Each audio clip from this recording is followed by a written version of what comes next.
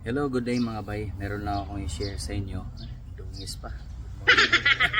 So kanina, habang nag-aatid tayo sa anak ko sa school niya, merong nagbusina sa atin. Yun pala, yung isang bolt ng plaka is nalaglag. So bali, nakatagilid na yung plate number. So naka-plastic na lang yan. Habang dito sa kabila is nakano yan, gold bolts. Ang rason kasi dyan, nilagyan ko kasi ng acrylic makapal. Tapos yung bolt sa likod, yun dito yung ginamit ko is sa may Tagalog sa bubo maikli. Kaya yun, dahil sa vibration sa motor, nalaglag at natanggal.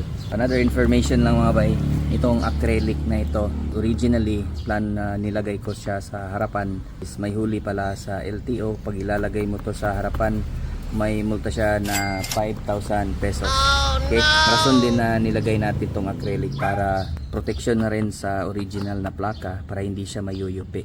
For example, pag nalaglag yung plaka natin, napaka-hassle kasi kukuha pa tayo ng affidavit of loss, tapos magsasubmit pa tayo sa LTO, at alam naman natin na matagal na makukuha pa yung plaka. Sa case ko, itong NMAX ko 2020 ko nabili, nakuha ko na yung plaka 2024. So yun lang mga bay, for awareness lang.